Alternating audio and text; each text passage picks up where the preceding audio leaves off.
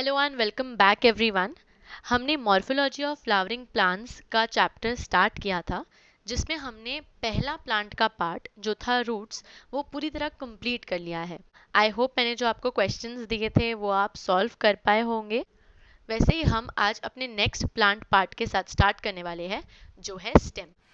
उसके पहले I suggest कि अगर किसी तरह आपने रूट्स का लेक्चर मिस आउट कर दिया है या फिर आपने वो नहीं देखा है, तो आई सजेस्ट कि पहले आप वो लेक्चर देखें, क्योंकि ये पूरा जो चैप्टर है एक सीक्वेंस के फॉर्म में है, तो आप उसी तरीके से उसे पढ़ें। ओके, सो आज हम अपने नेक्स्ट प्लांट पार्ट के साथ स्टार्ट करते हैं, जो है स्टेम। अब स्टेम के कुछ कैरेक्टरिस्टिक्स होते हैं, जैसे कि वो होता है एक एरियल पार्ट। अब रूट था एक अंडरग्राउंड पार्ट, तो स्टेम एक एरियल पार्ट है। एरियल मतलब जो लैंड के ऊपर ग्रो होने वाला है, इसीलिए इसे नेगेटिवली जियोट्रॉपिक कहा गया है। अगर आपने रूट को स्टडी किया है, हमने वहां मेंशन किया है पॉजिटिवली जियोट्रॉपिक, जिसका मतलब होता है जो अर्थ के डायरेक्शन की तरफ ग्रो होते हैं। ऑब्वियसली स्टेम तो अर्थ की डायरेक्शन से ऑपोजिट ग्रो हो रहे हैं, तो इसलिए उसे कहा जा रहा है यहाँ पे नेगेटिवली जियोट्रॉपिक। स्टेम्स का द मोस्ट पिक्यूलियर कैरेक्टर जो है, या मोस्ट इंपॉर्टेंट कैरेक्टर, वो है नोड्स एंड इंटरनोड्स। तो आप इस पिक्चर में देख सकते हैं, ये रीजन जो है उसे कहते हैं node.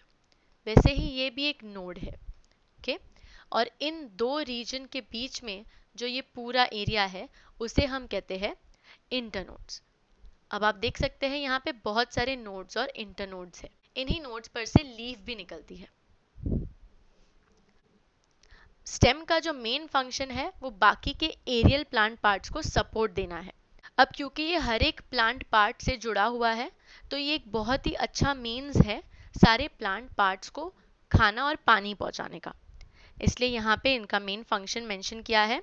The main function is to support other aerial plant parts and to conduct food and water to other plant parts. फिर यहाँ दिया गया है कि बड्स में be present on these nodes. अब ये जो एरिया है जो आप देख रहे हैं, ओके, इसे कहते हैं leaf axil area. Leaf axil area के अंदर जो बड प्रेजेंट रहेगा, अगर समझो यहाँ पे एक बड प्रेजेंट रहेगा, तो उसे हम कहेंगे एक्सिलरी बड। बट अगर ये जो पोजीशन है, ये अभी सबसे टॉप पोजीशन है, या फिर हम इसे टिप कहते हैं या टर्मिनल पोजीशन कहते हैं। अगर यहाँ पे कोई बड प्रेजेंट होता, तो इसे हम कहते हैं टर्मिनल बड। ओके, तो टर्मिनल बड, और यहाँ पे जो रहेगा वो है एक्सिलरी बड। अब आते हैं स्टेम के मॉडिफिकेशंस पर। तो स्टेम मॉडिफिकेशंस दिखाता है, जैसे रूट भी मॉडिफिकेशंस दिखा रहा था, यहाँ पे भी सेम रीजन है। अगर स्टेम को अपने नॉर्मल फंक्शन से अलग कोई फंक्शन परफॉर्म करना है, तब वो मॉडिफिकेशन दिखाता है। तो इसके अंदर 3 सब डिविजन्स है, जिसमें पहला है अंडरग्राउंड, फिर है सब एरियल, और फिर है एरियल। उसमें से पहले हम पढ़ने वाले हैं अंडरग्राउंड। अंडरग्राउंड स्टेम का पहला एग्जाम्पल है राइजोम्स। राइजोम को ज़्यादा अच्छी तरीके से आप तब समझेंगे जब आप इसके एग्जाम्पल्स देखेंगे। यहाँ पढ़ सकते हैं, it is ginger and turmeric. Ginger basically अदरक की बात हो रही है यहाँ पे। तो आप देख सकते हैं, ये नॉर्मल एक आपका स्पाइस है जो हमेशा आपके घर में यूज़ होता है। ओके, तो ये जो है वो रूट नहीं होता, वो राइजोम होता है। राइजोम क्या है? It is a stem modification, and specifically underground stem modification. और यहाँ पे कैसे पता चल रहा है कि ये स्टेम है और रूट नहीं है? तो मैंने आपको बताया कि आपको ये देखना है कि नोड्स और इंटरनोड्स प्रेजेंट है। तो क्लियरली यहाँ पे दिख रहा है, ये नोड है, राइट? ये नोडल एरियाज है, और इसकी बीच की जो एरिया है वो आपका इंटरनोड एरिया है। ओके, इसके अलावा इसके ऊपर बड्स भी प्रेजेंट हो सकते हैं। ओके, तो बड्स आप देख सकते हैं यहाँ पे। इसके अलावा इनके पास एडवेंटिशियस रूट्स भी होते हैं। ये आप देख रहे हैं, कुछ थ्रेड लाइक स्ट्रक्चर्स निकलते हुए, ये होते हैं एडवेंटिशियस रूट्स। एंड इसके अलावा इनके पास हो सकती है स्केली लीव्स या स्केल लीव्स। नेक्स्ट आते हैं हम ट्यूबर पे। तो स्टेम ट्यूबर का एग्जाम्पल है पटेटो।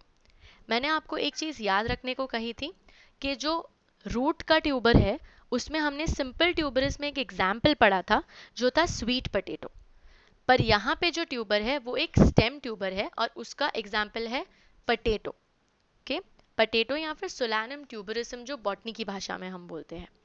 ये आप देख सकते हैं ये पोटैटो का स्ट्रक्चर, और इसके ऊपर एक्चुअली ये बड था और इसके ऊपर से ग्रोथ चालू हो गई है। तो इसके ऊपर ऐसे बहुत सारे बड्स प्रेजेंट होते हैं जैसे कि आप देख सकते हैं इस पिक्चर के अंदर। एक्सिलरी बड के साथ जब स्केल लीफ प्रेजेंट होती है तो वो एक आंख की तरह दिखने लगती है। ओके, तो इसे कहते हैं आईज, और एक्चुअली इसे कहा भी जाता है आईज ऑफ पोटैटो। अब ये जो बड्स प्रेजेंट है इन पोटैटोज के ऊपर, ये वेजिटेटिव प्रोपोगेशन के लिए बहुत यूजफुल होते हैं। ओके, अब कंपैरिजन मैंने इस दोनों पिक्चर्स को यहीं रखा है ताकि आपको पता चले ये दोनों ही अंडरग्राउंड स्टेम मॉडिफिकेशन है, लेकिन दोनों में डिफरेंस दिख के आ रहा है आपको। ओके, एंड स्पेशली इनके पास एडवेंटिशियस रूट्स प्रेजेंट है। अगर आप देख सकते हैं यहाँ पे किसी भी टाइप के एडवेंटिशियस रूट्स प्रेजेंट नहीं है। ऑल्सो इनका शेप बहुत ही अलग है। ओके, तो ऐसे आप डिफ्रेंशिएट कर सकते हैं राइजोम और ट्यूबर में।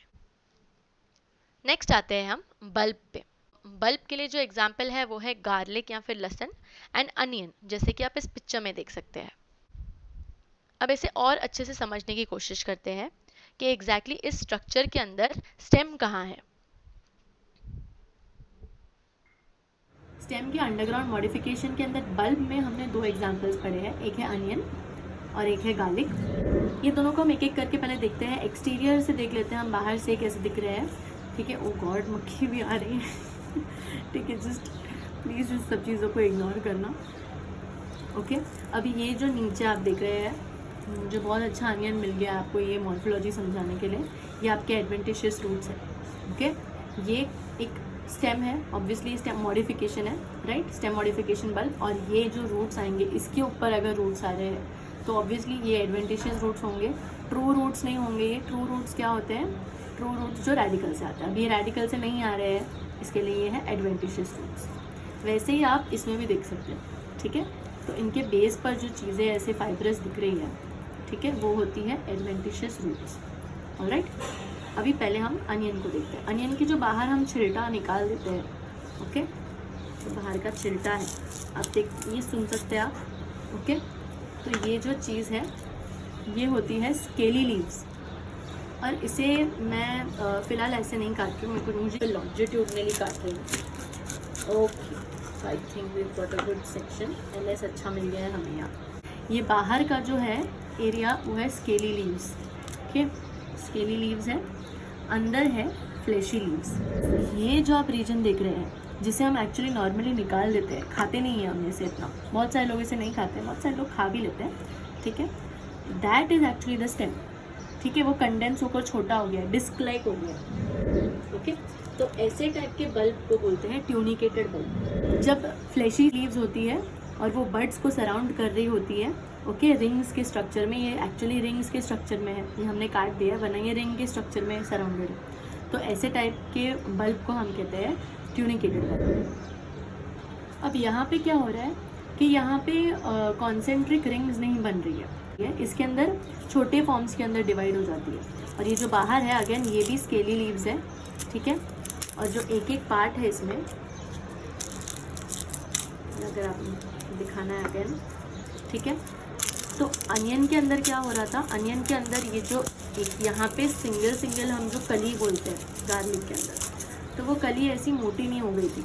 ठीक है, यहाँ पे कैसे मार्जिन से सेपरेट हो जा रहे हैं, एक एक सिंगल सिंगल बन जा रहे हैं मार्जिन से। यहाँ पे ये सब कॉन्सेंट्रिक रिंग्स बनाते जा रहे हैं कंटिन्यूस, यहाँ पे ये मार्जिन से ही सेपरेट हो जा रहे हैं। ओके, तो ये छोटे जो सेपरेटेड पार्ट्स है उसे हम बल्बलेट्स भी कह सकते हैं। Okay, so this is the basic difference. ऐसे टाइप के बल्ब को कहा जाता है scaly bulbs. Okay, so these are the examples of bulbs. Next आते हैं हम कॉम पे। कॉम का एग्जाम्पल होता है अरबी। अरबी की सब्जी बहुत सारे घरों में बनती है, तो काफ़ी लोगों को ये वेजिटेबल के बारे में पता होगा, यहाँ टू बी प्रिसाइज ये स्टेम के बारे में पता होगा। ओके, कोलोकेशिया रूट्स कहा जाता है इसे, लेकिन एक्चुअली ये होता है स्टेम कॉम। ये रूट नहीं होता, ये स्टेम होता है। आप देख सकते हैं इसके ऊपर भी क्लियरली नोड्स और इंटरनोड्स दिख रहे हैं आपको, तो इससे आप कंफर्म कर सकते हैं कि हाँ ये स्टेम है और रूट नहीं है। ओके हमें क्यों बार बार ये कंफर्म करने की बातें मैं बोल रही हूँ, क्योंकि ये सारी चीज़ें अंडरग्राउंड उग रही है और स्टेम हमने कहा एरियल पार्ट है। लेकिन अगर हमें स्टेम को आइडेंटिफाई करना है तो उसका जो एकदम इम्पॉर्टेंट ट्रेट है, अगर वो आपको दिख गया तो आप कंफर्म कर सकते हैं कि हाँ ये एक स्टेम है और ना कि एक रूट। नेक्स्ट मॉडिफिकेशंस की तरफ बढ़ते हैं, जो है subaerial type of modifications. पहला टाइप का सब एरियल मॉडिफिकेशन है रनर। रनर का एग्जाम्पल है साइनाडॉन या फिर लॉन ग्रास, और ऑक्सैलिस भी इसका एग्जाम्पल है। अब रनर कैसे रहते हैं, तो अगर आपको मुझे डायग्राम ड्रॉ करके बताना है, तो अगर यहाँ पे एक स्टेम का एक यू कैन से क्राउन उग रहा होगा, इस क्राउन ऑफ स्टेम में से हॉरिजॉन्टली ब्रांच निकलेगा जिसे हम कहते हैं रनर। ओके और इनके पास होते हैं buds, okay axillary buds present होते हैं, जिनमें से ऊपर एक शूट सिस्टम आ जाएगा एंड नीचे रूट सिस्टम आ जाएगा। ओके और ये रूट्स होंगे एडवेंटिशियस रूट्स। तो ये जो स्ट्रक्चर आप बीच में देखते हैं इसे कहते हैं रनर। नेक्स्ट एग्जाम्पल है सकर और उसका एग्जाम्पल है क्रिजैंथेमम। अब सकर क्या होते हैं, फॉर एग्जाम्पल लैंड के ऊपर स्टेम ग्रो हो रहा है, एक नॉर्मल स्टेम है, तो इसका जो अंडरग्राउंड एरिया है वहाँ से रनर की तरह ही लैटरली या फिर हॉरिजॉन्टली कुछ दूरी तक सकर ग्रो होगा एंड देन थोड़ी डिस्टेंस क्रॉस करने के बाद वो लैंड के ऊपर आ जाएगा और एक नॉर्मल शूट की तरह ग्रो होने लगेगा। नेक्स्ट है ऑफसेट। इसका बेस्ट एग्जाम्पल है पिस्तिया। क्या होता है ऑफसेट, ये एक्चुअली रनर ही होता है लेकिन रनर से शॉर्ट होता है। ओके और ऑफसेट नॉर्मली एक्वेटिक प्लांट्स में पाया जाता है, इसलिए इसे रनर ऑफ एक्वेटिक प्लांट्स भी कहा जाता है। पिस्तिया एक हाइड्रोफाइट है, हाइड्रोफाइट मतलब एक्वेटिक प्लांट। फिर भी अगर मुझे आपको एक डायग्राम ड्रॉ करके बताना है, तो अगर वाटर है, ओके इसके ऊपर पिस्तिया ग्रो होता है। अब पिस्तिया जो होता है उसके लीव्स रोजेट में होते हैं। Okay bear with me for my diagrams. Okay rosette form में होते हैं और इनके अपने रूट सिस्टम भी होते हैं। ओके अभी जैसे रनर लैटरली ग्रो होता है वैसे ये भी लैटरली ग्रो होते हैं। कौन, ऑफसेट। ओके लैटरली ग्रो हो जाएंगे और फिर उस दूरी पे से अगेन जो बड रहेगा वहां से लीव्स भी ग्रो हो जाएंगे। Okay rosette of leaves and again adventitious roots भी ग्रो हो जाएंगे। ओके तो ये जो स्ट्रक्चर है इसे हम कहते हैं ऑफसेट, और इस या तो फिर इसे runner of the aquatic plants भी कहा जाता है। फाइनली आते हैं हम स्टोलॉन पर। स्टोलॉन का एग्जाम्पल है जैस्मिन या मिंट, एंड स्ट्रॉबेरी भी एक्चुअली एक स्टोलॉन ही होता है। तो क्या होता है स्टोलॉन, जो मेन स्टेम होता है, ओके फॉर एग्जाम्पल ये हमारा मेन स्टेम है, तो इसका जो बेस है, मेन स्टेम का बेस, मेन स्टेम एक्सिस का बेस, वहाँ से स्टोलॉन ग्रो होना स्टार्ट होता है। ओके एरियली ग्रो होता है एंड कुछ दूरी तक ऐसे ही ग्रो होता है और फिर वो डाउनवर्ड मूव करने लग जाता है। ओके बेंड हो जाता है और यहाँ पे इसका जो टिप है, टर्मिनल पोजीशन, यहाँ पे होता है एक बड प्रेजेंट। ओके टर्मिनल बड, तो ऑब्वियसली यहाँ पे बड है, जब वो नीचे ग्राउंड पे रीच करता है यहाँ पे से ये एक नए प्लांट में ग्रो होने लगता है। तो ऊपर एक शूटिंग सिस्टम आ जाएगा, ऑब्वियसली नीचे रूटिंग सिस्टम आ जाएगा, एडवेंटिशियस रूट्स। तो ऐसे टाइप का जो बीच में स्ट्रक्चर आप देख सकते हैं उसे हम कहते हैं stolon. Next type of modification is aerial. Aerial clearly पूरी तरह लैंड के ऊपर है, ओके या एयर में है। उसमें से फर्स्ट है टेंड्रिल। टेंड्रिल बहुत ही डेलिकेट टाइप के स्ट्रक्चर होते हैं, कॉइल लाइक दिखते हैं, ओके स्प्रिंग लाइक होते हैं, जैसे कि आप यहाँ पे देख सकते हैं। ओके ये टेंड्रिल्स होते हैं, ठीक है काफ़ी डेलिकेट होते हैं और they are very common in Vitis. Vitis basically grape family है, ठीक है वाइटेसी, क्यूकम्बर के अंदर, वाटरमेलन के अंदर। सो बेसिकली जो मेलन फैमिली है उसके अंदर तो आपको टेंड्रिल्स देखने को मिलेंगे ही। अब ये क्यों होते हैं, तो जैसे आप देख सकते हैं ये जो प्लांट्स है ये क्लाइंबर प्लांट्स होते हैं। क्लाइंबर प्लांट्स को क्या चाहिए, उनको ऐसी चीज़ें चाहिए जो उन्हें किसी वॉल पे या किसी भी चीज़ पे क्लाइंब करने के लिए हेल्प कर सके, एक टाइप का वो सपोर्ट देते हैं, कि अटैचमेंट देते हैं, कि यही मेन फंक्शन होता है टेंड्रिल्स का। नेक्स्ट आते हैं थॉर्न्स। थॉर्न्स बहुत कॉमन है सिट्रस और बोगेनविलिया के अंदर। ये जो आप वीडियो देख सकते हैं ये है बोगेनविलिया, ओके, और ये सिट्रस एज इन लेमन के अंदर, ठीक है, इसमें थॉर्न्स काफ़ी कॉमन होते हैं, आप यहाँ देख सकते हैं, राइट, ये थॉर्न्स है। अब ये क्यों होते हैं, बेसिकली थॉर्न्स यहाँ काटे ऑब्वियसली डिफेंस के पर्पस के लिए होते हैं। प्लांट अपने आप को प्रोटेक्ट करना चाह रहा है, तो किससे प्रोटेक्ट करना चाहता है, ऐसे कई सारे एनिमल्स होते हैं, ओके, ग्रेजिंग एनिमल्स जो पत्ते खा रहे होते हैं, हर्बीवोर्स कहते हैं हम उसे, तो ऐसे सारे एनिमल्स से खुद से प्रोटेक्शन करने के लिए ऐसे थॉर्न्स होते हैं। नेक्स्ट आते हैं फाइलोक्लेड्स। फाइलोक्लेड्स का एग्जाम्पल है ओपनशिया और यूफोर्बिया, और ये एक बहुत ही इंटरेस्टिंग टाइप ऑफ मॉडिफिकेशन है।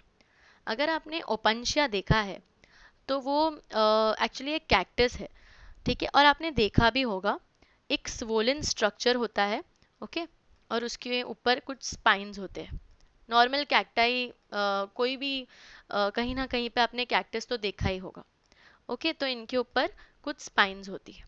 तो फिलहाल हम किस पे ध्यान दे रहे हैं, ये जो स्वोलन स्ट्रक्चर है उसके ऊपर हम ध्यान दे रहे हैं, और यही स्वोलन स्ट्रक्चर होता है फाइलोक्लेड, ओके।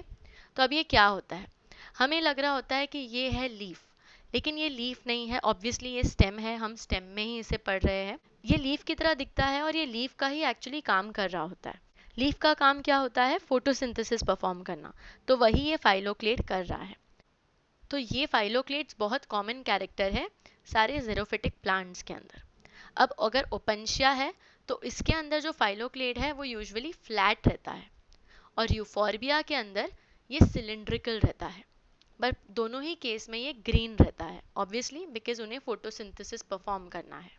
अब ये फाइलोक्लेड्स पहली बात तो मॉडिफाई क्यों हुए, एज इन ऐसा टाइप का मॉडिफिकेशन दिखाने की क्या ज़रूरत है, राइट, स्टेम अगर स्वोलन हो गया है और वो फोटोसिंथेसिस कर रहा है तो लीव्स कहाँ है। अब जो मैंने आपको स्पाइन्स बताए थे, ओके, तो जो स्पाइन्स है वो एक्चुअली लीव्स है। डेजर्ट प्लांट्स के अंदर ये लीव्स रिड्यूस हो जाती है टू स्पाइन्स, तो अब ऑब्वियसली लीफ का फंक्शन तो नहीं हो रहा, तो वो वाला फंक्शन परफॉर्म करने के लिए फाइलोक्लेड्स होते हैं, ओके। नेक्स्ट आते हैं क्लैडोड्स। क्लैडोड्स का एग्जाम्पल है एस्पैरागस या फिर शतावरी। तो क्या होते हैं क्लैडोड्स, तो ये होते हैं ग्रीनिश ब्रांचेस। एक तरीके से देखा जाए तो इनका फंक्शन भी फाइलोक्लेड्स की तरह ही है, क्योंकि यहाँ पे भी लीव्स रिड्यूस हो गई होती है, तो अब स्टेम को लीफ का फंक्शन परफॉर्म करना होता है जो है फोटोसिंथेसिस। लेकिन डिफरेंस क्या है कि ये जो क्लैडोड्स है वो यूजुअली सिर्फ एक इंटरनोड लॉन्ग दिखते हैं, ओके, ऐसे कुछ दिखने लगते हैं। तो आपको लगता है कि ये लीफ होते हैं, लेकिन ये होते हैं क्लैडोड्स। तो ये लीफ लाइक होते हैं, ग्रीनिश कलर के होते हैं, लेकिन ये फाइलोक्लेड से डिफरेंट कैसे है, इनके अंदर नॉर्मली सिर्फ एक ही इंटरनोड प्रेजेंट होता है, ओके, इसलिए ये डिफरेंट है फाइलोक्लेड से। नेक्स्ट आते हैं हम जो फाइनल मॉडिफिकेशन है बल्बिल। बल्बिल का एग्जाम्पल है डायस्कोरिया। अब बल्बिल क्या होता है, तो अगर आपको याद होगा मैंने बताया था कि लीफ के एक्सिल के अंदर, ओके, फॉर एग्जांपल ये हमारी लीफ है, ओके, और ये लीफ एक्सिल पोजीशन है, तो यहाँ पे अगर बड प्रेजेंट होता है तो उसे हम कहते हैं एक्सिलरी बड। अब अगर ये एक्सिलरी बड स्वोलन हो जाए, ओके, स्वोलन हो जाए, अभी कोई भी चीज़ स्वोलन होती है या फ्लैशी होती है जिसका मतलब होता है उसने स्टोरेज किया है, फूड का स्टोरेज किया है, ठीक है, तो ये होता है एक्चुअली बल्बिल, ओके, और इसका बेस्ट एग्जांपल है डायस्कोरिया। अगर किसी तरह ये बल्बिल अपने पेरेंट प्लांट से डिटैच हो जाए तो इसमें से एक न्यू प्लांट भी आ सकता है। तो आई थिंक हमने काफ़ी अच्छी तरीके से स्टेम को भी डिस्कस कर लिया है, उसके सारे मॉडिफिकेशंस भी डिस्कस कर लिया है। तो अब आ गया है time to test your knowledge. तो आज हम कुछ नीट के क्वेश्चंस को सॉल्व करने वाले हैं, एंड आई नो ये आपके लिए काफ़ी इजी रहने वाले हैं, क्योंकि ये अगर सेशन पूरा आपने अच्छी तरीके से सुना है तो ये क्वेश्चंस आपके लिए कुछ भी नहीं है। पहला क्वेश्चन देखते हैं। In bougainvillea thorns are the modifications of, अब ये तो आपको याद रखना ही है क्योंकि बोगेनविलिया का तो वीडियो भी देख लिया अब आपने, और सिंपल है, thorns are the modifications of, पूरा जो हमारा लेक्चर है वही इस बात पे हो रहा था कि हम मॉडिफिकेशंस किसके बारे में पढ़ रहे थे, तो ऑब्वियसली स्टेम के बारे में पढ़ रहे थे. This is the simplest question that can be asked. Next is stems modified into flat green organs, flat green organs performing the function of leaves. function of leaf क्या होता है? photosynthesis. फ्लैट ग्रीन ऑर्गन्स की बात हो रही है जिसका मतलब हो गया फाइलोक्लेड्स.